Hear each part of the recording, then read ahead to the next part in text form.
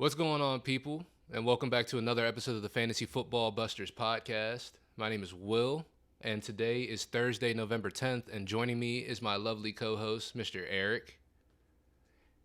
What's going on, y'all? Glad Hell to be yeah. back. You got to And introduce. We got a special guest on today. yeah, this idiot is also back here. Hey, you want to say hi? Nah. All right, bet. That's Inky So Nasty, short for Inkworth So Nastathan. What's up, guys? He just needed to be introduced. He doesn't introduce himself. I have to say, a little bit of shameless promo, but if you guys are watching this, it should come out like around Friday, Saturday, which means our project should be out. That sweatshirt right there, Ithaca. It's good. Actually, no, Oh, yeah. this video is coming out today. I always get Oh, these yeah. videos turned around. This video is coming out today, so that shit'll be out Today, Junior. tonight at midnight or tomorrow, Hell yeah. Friday. So check that out. It's a good time. It's a real good time. But we're here to talk football, and we're here to talk buy sells. And Yes, sir. today's going to be more of a, I guess, more unorthodox episode, just because we do want to do a little bit of housekeeping on our last episode and just talk a little bit more about it, flesh some things out, because a lot of stuff hasn't really changed going from last week into this week. So I'm going to let Eric kick this one off just because I know he's going to sort of guide us through this a little bit so we can navigate Yeah. this. So, yeah, I want to talk about last week's list, like you said. Go over, kind of do a review, what we got right, what we got wrong. And yeah, I want this to be more of a discussion where we just talk about some potential names that I've seen show up, whether it be on Twitter, or just out in the fantasy football community. People there that are uh, being touted as buys or sells, whether we agree or not. Because aside from Amon-Ra St. Brown, who we're going to get into right now, he's really the only guy that I'm super confident in telling you guys, the audience, to buy, because I still believe in him. And a lot of these guys are kind of iffy outside of that. So we'll start with Amon-Ra. He had another kind of disappointing week, but again, he had, I want to say, over a 33% target share, and he just continues to put up numbers over 30%, dating all the way back to last season. I know that it's been a little bit discouraging seeing the production that he's had as of late. But we're going to talk about Joe Mixon's blow-up game that he had last week. And if I learned anything from that, and just from fantasy in general over the past few years, production is going to be up and down, but you always chase the usage. The usage is what guides you to the production, and Amon-Ra's usage has been amazing. So I'm going to continue to trust that and buy him if I can. Yeah, and it's really tough to not buy into Amon-Ra St. Brown, especially when like the team is sort of investing in him as much as they are as well. Like he doesn't have to compete with TJ Hawkinson. I don't know how much he really was competing with him before, but those are still, that is a vacated spot from somebody who was a prolific member of this offense. So for that being said, Amon-Ra St. Brown was going on he was on a really good run of games with 8+ receptions. And for us to consider that to continue indefinitely, it's a little unrealistic. One, it's like Eric said, the usage is going to follow, production is going to follow the usage, right? But sometimes it's just the usage is so crazy that production can't always keep up with that, Yeah. And to consider, Amon-Ra St. Brown's usage is out of this world. It's insane. So it's just something that's got to come back together. And as he's getting healthier and his team is getting right back onto the horse, DeAndre Swift's starting to get healthier too. I think that a lot of those issues are going to disappear soon, and people won't even be talking about this for weeks going forward. So if you can get them from someone who is out, I guess, or thinks that, he had his time and now it's over, one, they're dumb. Try to get them from him. But, yeah, it's going to end up balancing out at some point again. Yeah, and I like that you brought up he had that consecutive streak, most in NFL history, of 8 catches in a game. And the thing is, nothing has changed. Like, nothing about his usage has changed, leading him to catch more passes. It's just kind of luck of the draw, and that this offense has been underperforming in general. But I do expect them to bounce back up at least a little bit, maybe not to what they were early in the season. But yeah, we don't need to continue to ramble on. Amon-Ra, I'm putting my stamp on him. He's a buy once again. Absolutely. And then 3 more guys that we had on the list last week. We had Chris Godwin, Gabe Davis, and Devonta Smith. So with Chris Godwin, his situation hasn't changed. It's just he's been somebody that I've been touting these past couple of weeks, that both of us have been talking about.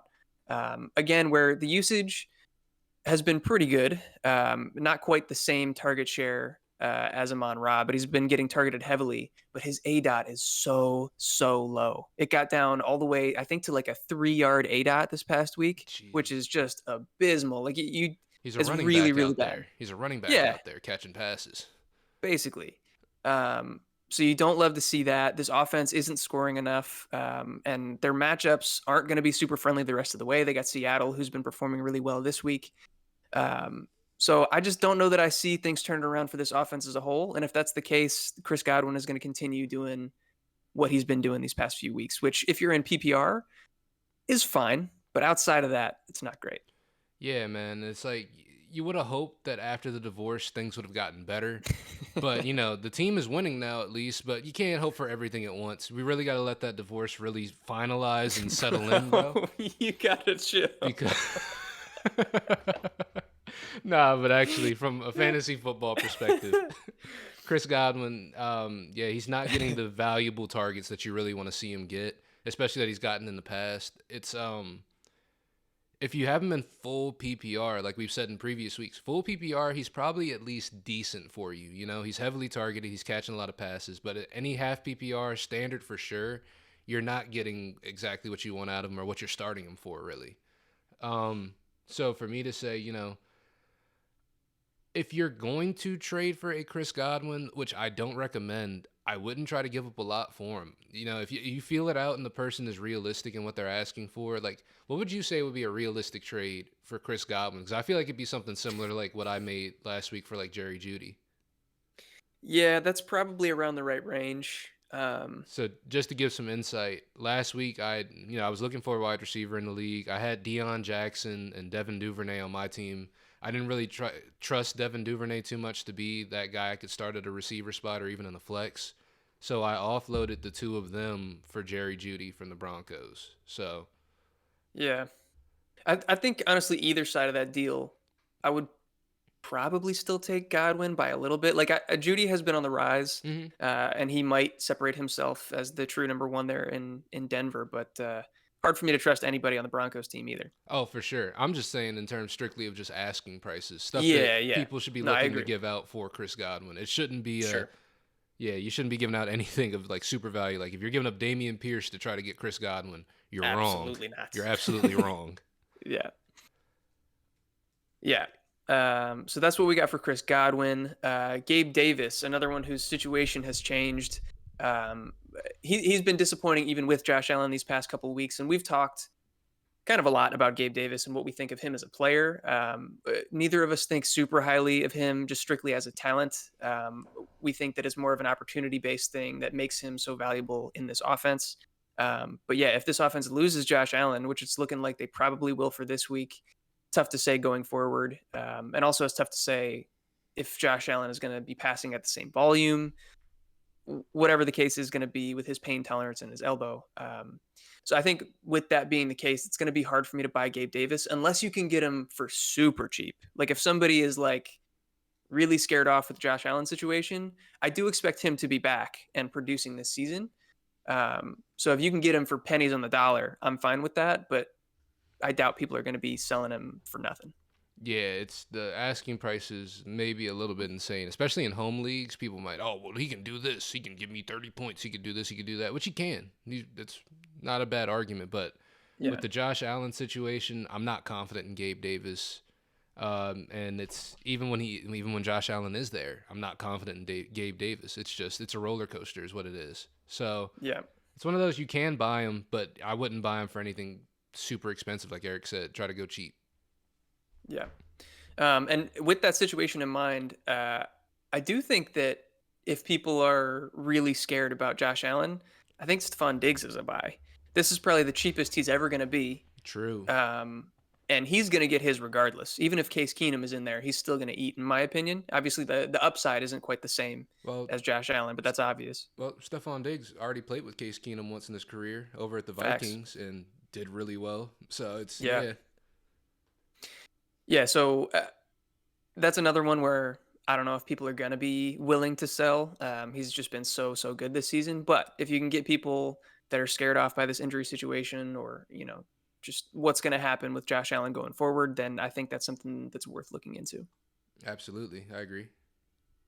And then Devonta Smith was the last guy that we had on this buys list. We also had Devontae Adams, but that was just because he was coming off a down week and then he's not a predictably buy. He's not a buy anymore, guys. He's Devontae. Predictably, he exploded last week for over 30 points. So yeah, you're not going to be able to get him anymore. But Devonta Smith, he's another interesting name that's been disappointing the past couple weeks. His involvement has still been decent. It's been kind of up and down, but at least like with Gabe Davis, he was barely getting targeted. He was very his involvement was minimal, but when he did touch the ball, it was just big plays. Where Devonta Smith is seeing a lot of targets, he's just not doing a lot with them right now. I'm curious to hear what you think just about what could how his situation could change going forward. Yeah, it's just like I'm looking at Devonta Smith, and he's in the same situation to me as like Cortland Sutton, except he's in a way better offense. You know what I'm saying? Yeah, I like that So comparison. yeah, so if someone was to say, they want to buy Devonta Smith and they want to go for him, I'd be in agreement with that. I think they should go for it because at some point this should turn back around. It shouldn't be like this the entire time. He's heavily Yeah, targeted. His usage is there, and as we talked about earlier with Joe Mixon, usage production will follow the usage. At a certain point, he's gonna have at least one good game going forward, at least. But we yeah. obviously foresee more than that, especially with the Eagles having the second easiest schedule out of any team in the league. See, that's kind of like a double-edged sword though, because if Mm-hmm. they blow out teams and they don't have to really pass the ball in the second half, then you're limiting the opportunities. But I That's see where true. you're going with that, Very true. and it should be a positive. But yeah, this is one where I'm just going to trust the talent. And like you said, it's a similar situation with Cortland Sutton, where he's over there demanding a high target share, um, just not seeing the production. But I trust Jalen Hurts and the Eagles more than I trust Russell Wilson and the Broncos. Absolutely. Yeah, so that wraps up our buys from last week. Our sells, I actually, for the most part, still agree with. We got Jonathan Taylor on here, who I think has been limited in practice so far this week. We'll see if he plays. But if you still have some people out there that believe in Jonathan Taylor, which on a long-term scale, like if we're talking dynasty, I definitely still do. He hasn't gotten any worse. But I think that his ankle injury is probably going to hamper him throughout the rest of the season. And this Indianapolis just organization as a whole, not just the team, but like it's a total shit show. It looks like they're trying to tank. I wouldn't be shocked if they just shut him down or severely limited his opportunities. So if there's somebody out there that's willing to pay maybe even like RB2 prices, like high end RB2 prices for JT, I'm probably trying to get out of that. Yeah, it's just I can't be confident in a guy that's on a team whose head coach, his last football game that he coached was a high school football game and he lost. Yeah.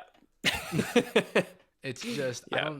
I've never seen a team so openly tank like this. I don't think we've ever really seen this. Like there have been scandals where what was it? We were playing the Eagles a couple years back and they put in their backup quarterback when they had a chance to actually like come back and win the game. There's some shit like that happened. I can't remember who or Yeah. what it was, but there was some situation like that. But We had this is the Dolphins getting docked draft picks this offseason for their tanking. Yeah. There are a yeah. couple situations, but this is next level. Oh yeah, this is masterful. This is so obvious. They don't even care.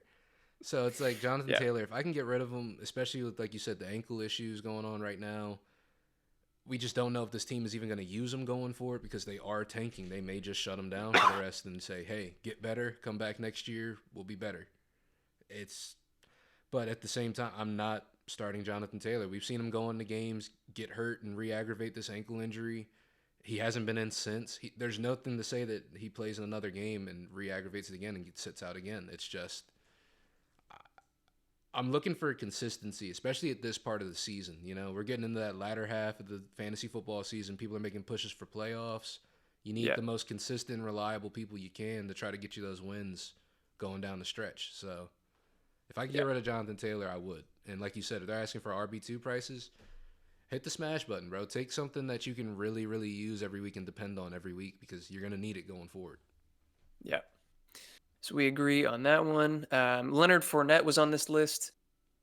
I don't know if he's still a sell just because his stock is down probably to the lowest it's been all season at this point. Rashad White really is starting to eat into his workload. And I've been hearing rumblings that that may continue. What were you going to say? I was saying there's also been rumblings Leonard Fournette has not been happy with his usage in this offense either. Yeah. So I guess it kind of depends on how you want to interpret that information. If you think that the team is going to appease him and get him more involved, or if they're going to be like, nah, bro, you're not performing, which currently he's not. And being honest, it's probably gonna lean the other way because we've seen this already with Leonard Fournette a couple times where he hasn't really been performing, and they're like, all right, cool, you're gonna sit, and you're gonna come Yeah. back out here when you are performing, and then he usually gets it together by playoffs and they do whatever. But it's that split between him and Rashad White. It gets closer and closer and closer every single week. Like I think last week it was pretty much 50-50, and Rashad Yeah. White was looking like the better running back there, just point blank. And like you Yeah. said, Leonard Fournette is kind of a sell in the fact that you can't really. It's hard to rely on him week to week, but it's tough to say he's a sell high because, like you said, his value is on the floor right now. So Yeah. it's tough. Yeah. It's tough for me to vouch either way, whether I'm all in on him being a sell or whether you kind of want to weather the storm because you're not going to be able to get very much for him and just hold on to him. Um, and I think it boils down to what you think is going to happen with this Tampa Bay team. They're in a terrible division where nobody has separated themselves, so they're still in it. And if you think that Tom Brady is going to be able to bounce back, which he's done many times before, then I think Lenny is probably who they're more likely to lean on. But if this team isn't doing well, they don't think they're going to win the division, they don't think they're going to make the playoffs, then why wouldn't they see what they have in Rashad White and get him more involved? I So think it's kind of a tipping point here. I think the issue with that though is just that their division is dog shit. The Yeah. NFC South is ass. So it really is anybody's division. So it's like I don't know if we're ever gonna reach that point up until like week 16 where they're like, Yeah. all right, well we don't know if we're gonna make it, so we're gonna shut Lenny down and let Rashad White play. Right. Yeah. So it makes it tough to put a real good distinction on him for you guys, which is why I'm not going to have him on the sell or the buy list at this point. But I thought it was an interesting conversation to have about Leonard Fournette. Absolutely. And then the last one on here was Deebo Samuel. Has your opinion changed on this situation at all? He's coming back potentially this week off that hamstring injury. Obviously, the offense has changed with Christian McCaffrey coming back. I was about to say we're coming off a bye week as well. My Yeah. opinion hasn't changed too much. I really just want to see if he does come back, how his usage changes. Because the one thing I do agree with is that there is going to be a change in how he's used in this offense. Because you do have Christian McCaffrey now. You don't have this hodgepodge of undrafted to late round pick running backs that you just are circling in and out. You've got Christian McCaffrey, who is a premier running back and a premier receiver. And it's just, he can do everything. So when you got two guys who can do everything, who's going to be the one they lean on, you know? Yeah. And I don't see it being Debo, just out of them wanting to preserve him going forward as well, you know? I think that's also a good point. Is he somebody that's dealt with injury issues dating all the way back to his college days at South Carolina? Last year was the first year that he's really stayed healthy for any significant period of time. But yeah, I think he's still a good sell. If like last year, he outperformed expectations by a ton. He had one of the lowest average depth of targets in the league, and also like the highest yak in the league, which like combining those two is something that's not sustainable. And he showed that so far this season. And also like last year, it seemed like he was probably the best wide receiver on the team and also the best running back on the team.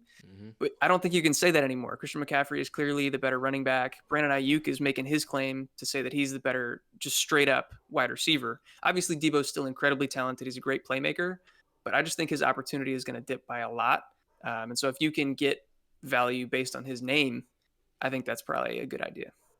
Absolutely. I agree with that 100%. And I think there are going to be some people out there that will make name buys just off of, it's Deebo Samuel. He'll be good.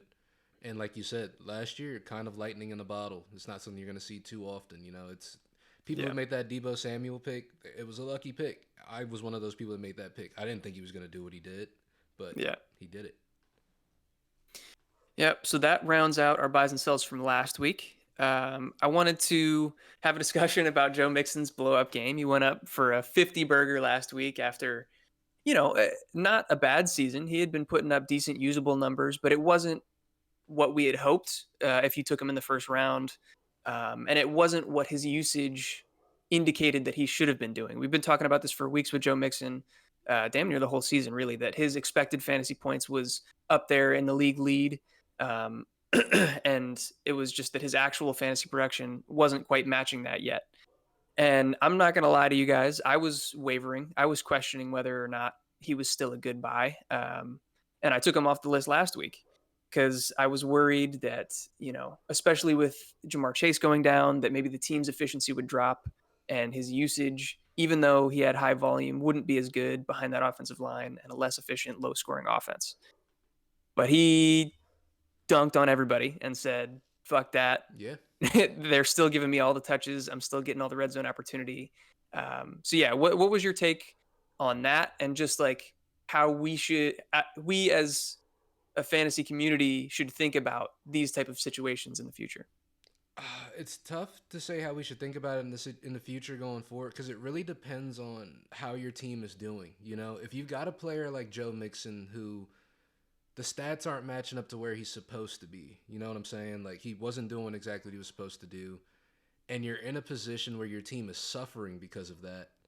It may be best to try to let him go to try to get somebody who is making something happen because you don't want to get yourself too far in the hole waiting for a player to finally do something, because we're talking about Joe Mixon now, and it's week 10. You know what I'm saying? Yeah, Some people yeah. don't have that same luxury. So it's like, if you have to get rid of him, I would get rid of him early because if you're early in the season, someone had gotten rid of a Joe Mixon for like a Dameon Pierce and somebody else, I couldn't be mad at that trade whatsoever. They're probably doing Yeah, better for true. it right now because of it. But if there's a team out there who is doing extremely well, who has Joe Mixon, and it's like, he's not doing great, but he's still expected to do this, and I'm still winning. Like I'm 6-3 right now, or whatever. You know what I'm saying? Like, yeah, keep him Yeah. on the team, wait it out, see what happens, because your team is still doing fine already. Right. At least that's the philosophy I kind of look at it from. Yeah. No, I like that. And I think just broad strokes in general, like we mentioned in the beginning with AMON-RA, you want to trust the volume, you want to trust the usage, and that should lead to production, even if you're not seeing that all the time. But I do think that it is a nuanced conversation, and I'm glad that you brought that up, your team situation. Because, yeah, even with a 50-point game, like, yeah, that's a week winner for you, but it's also just 1 week. And like you said, if you had traded him early on for a Dameon Pierce or like a Kenneth Walker or something like that, your team is probably benefiting more at this point from that trade than even, having this 50-point game on your roster with Joe Mixon. So I like what you said there a lot. And then also I put on here, should we look to sell Joe Mixon after a week like that? Because maybe, the regression has hit and we're going to continue not to see 50-point games, but more closer to what we expected from the expected fantasy points, where he's in that, 18 to 20 point a week range, as he was, I think, in like the 10 to 13 or like 12 to 15 range before that. I think this might be one of those cap off the lid type of situations where like he did have this great game. I think going forward he should be doing at least pretty well. Yeah.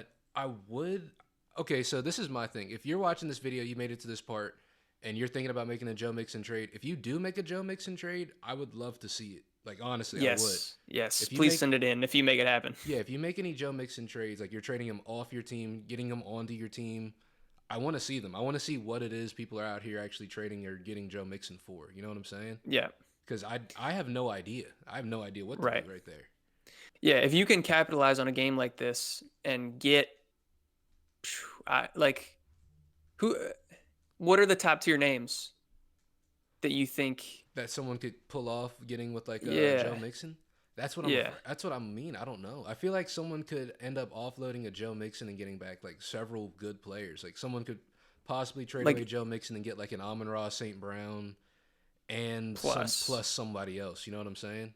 Yeah, or even if you could do a 1-for-1 for like a Travis Etienne, or even the guys that we just mentioned, like a Kenneth Walker, maybe a Dameon Pierce. Like that's not even bad. I think Dameon Pierce, I would expect Joe Mixon and Dameon Pierce, their production to be pretty similar probably going forward. So I don't know that I would be super urging you to stoked make about that deal. Yeah. But yeah, ETN, if you could make that deal off of this game, I think I would probably do that.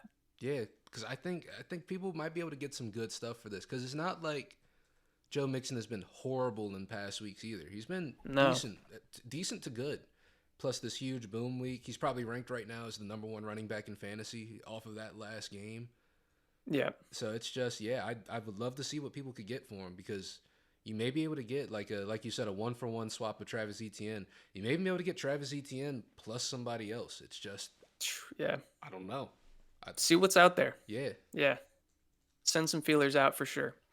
And then, so like I mentioned at the top of the video, like this week was weird. I don't have a ton of names that I'm super confident in telling you guys to buy or sell, other than the ones we've already mentioned. So I just wanted to kind of poll the community. I looked through Twitter.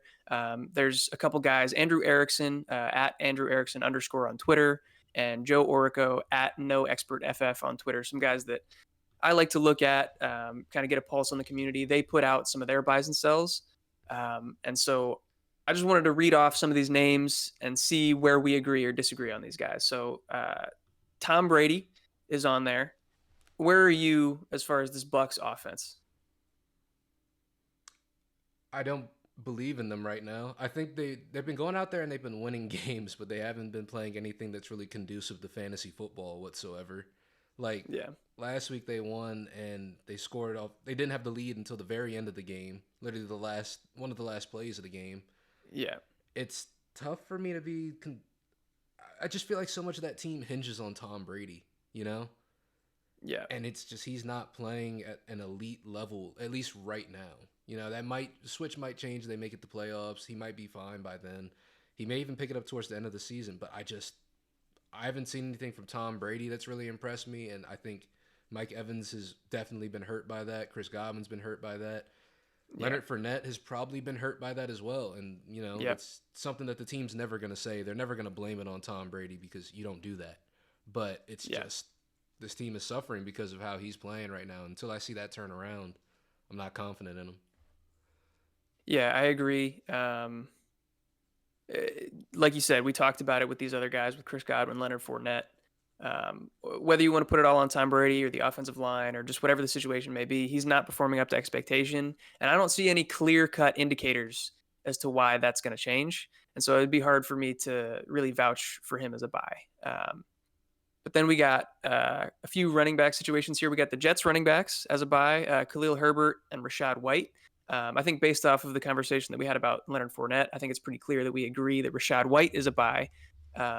If the Rashad White owner isn't aware of how close that situation is with him and Leonard Fournette, I think that that's something to go out and explore. But you have Khalil Herbert in one of our leagues. I'm curious curious to hear what you think about that situation, and then also the Jets running backs.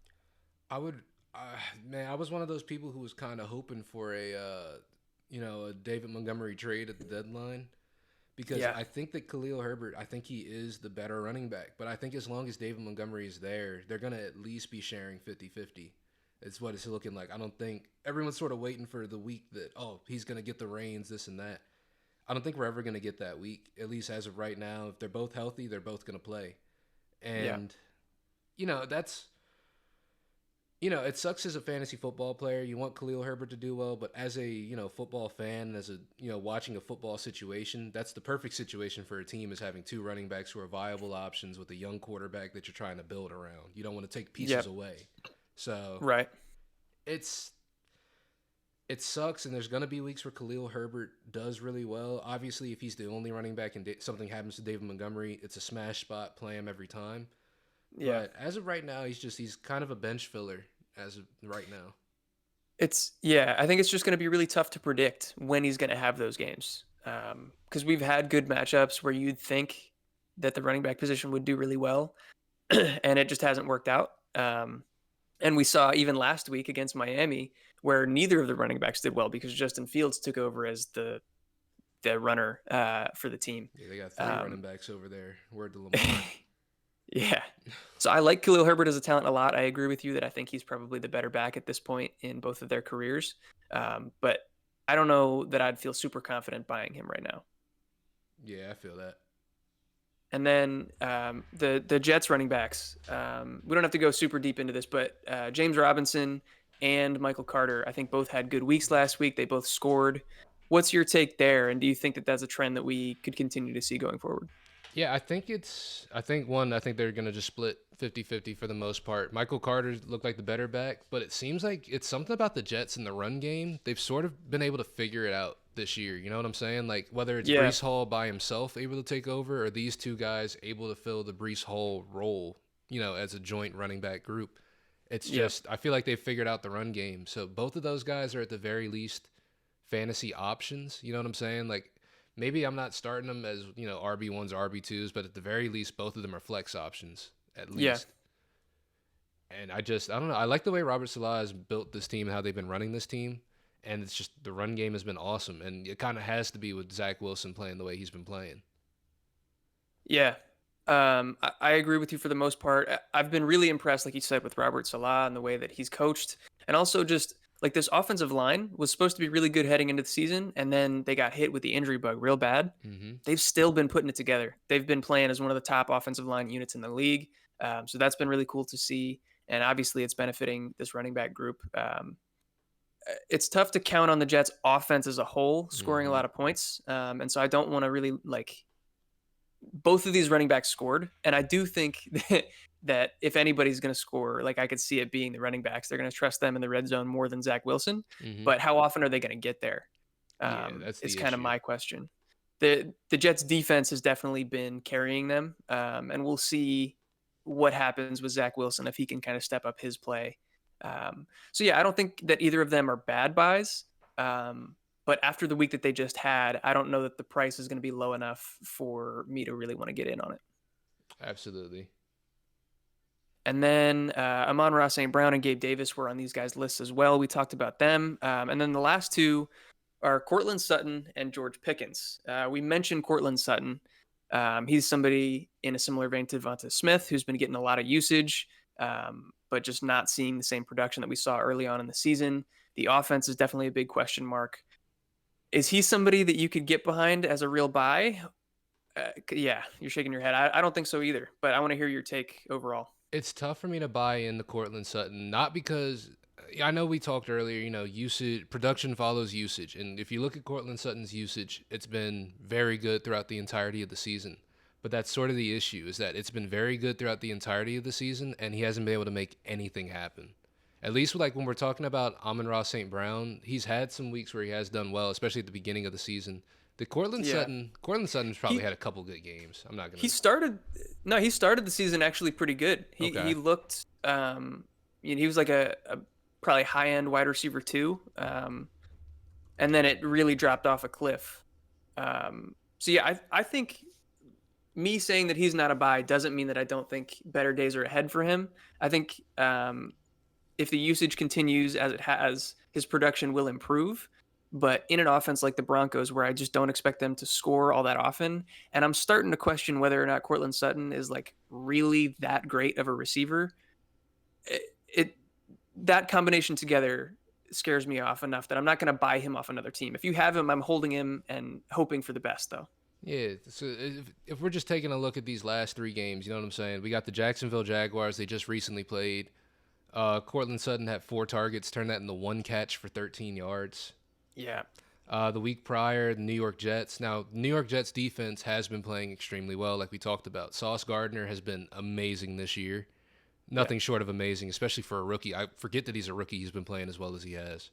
yeah, But that week, 9 targets, turned that into 3 catches for 23 yards. Not great. Week prior, played the Chargers. 3 targets, turned that into 2 receptions for 14 yards.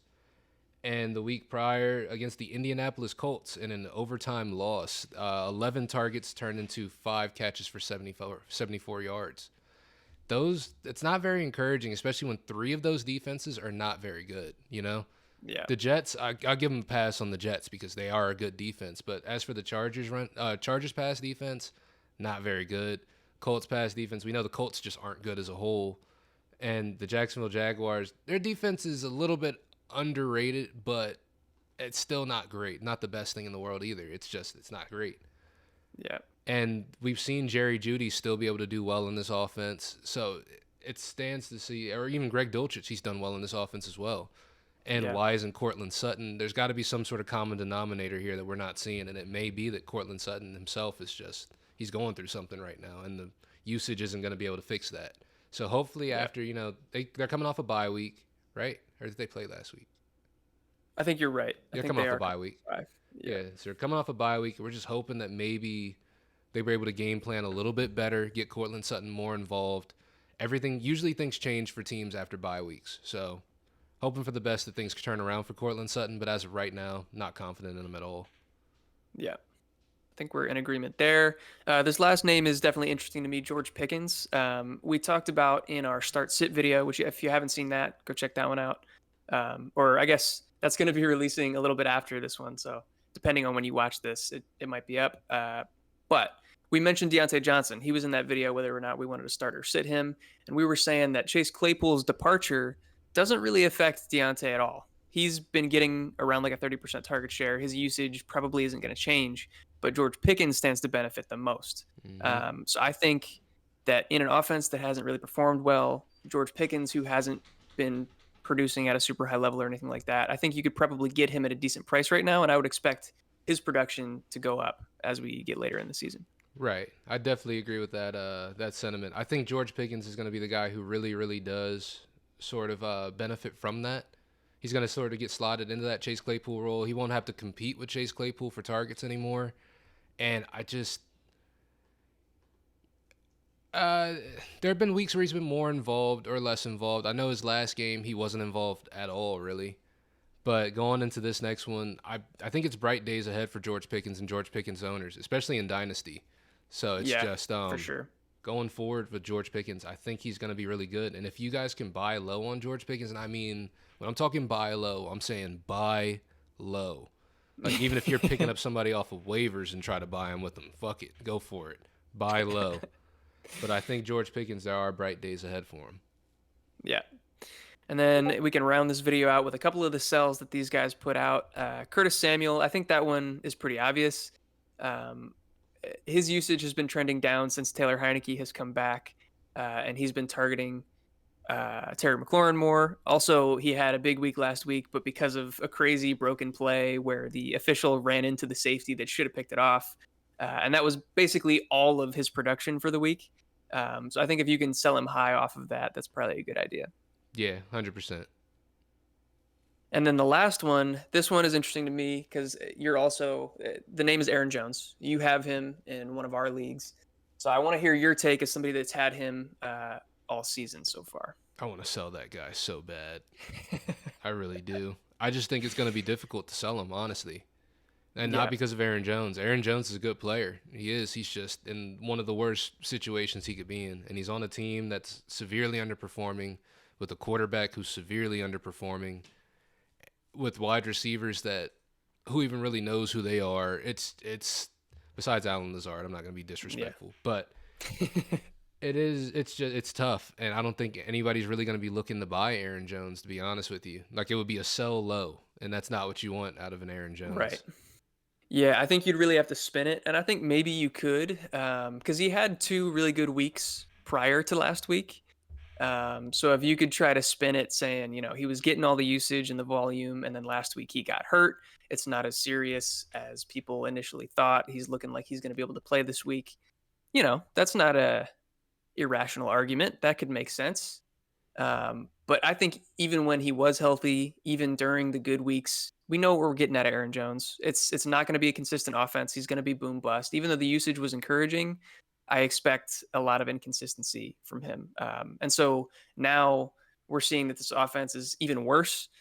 He's going to be dealing with an ankle injury. I don't know if that's going to affect him. There's a lot of question marks here. So if you can try to spin it into a more positive light and get him off your team for a more useful running back, or, whatever position helps you the most, then I think that's probably the best thing to do. Yeah. So that will wrap us up for this one. Did you have anything else you wanted to add before we... Nah, man. I mean, go out there. If you guys are making these trades, we're getting into the latter half of the season. I know some people's trade deadlines are not coming up soon, but they are coming up in the next couple weeks, right? Yeah. So I think ours is week 12. I'm not sure if ours is standard though. So that's another thing. I'm curious what your guys' trade deadlines are. So let us know that. And then again, if you're making any of these deals, we want to hear about that as well.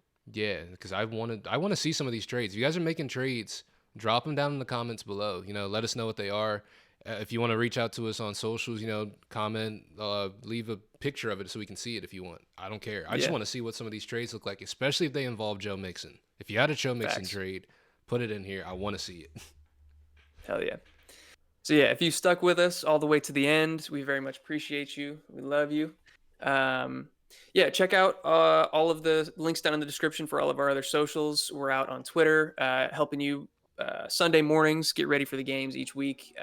On TikTok, we're starting to heat up over there. We got a lot of fun videos, spin the wheel challenges, stuff like that, but also, kind of the waiver wire. Anything that you're missing from this channel is going to be over there. So check us out on that platform. And then, if you guys have any sort of sit, start, trade advice, anything that you're looking for from us, hit us up. We'd be more than happy to help you out. So with all that being said, so we'll catch y'all next week, and peace. Peace. I'm winning again. How could I lose? I was born just to win. Could never lose, so I'm winning again. I'm winning again. I'm winning again. Minute by minute, I'm meeting the end.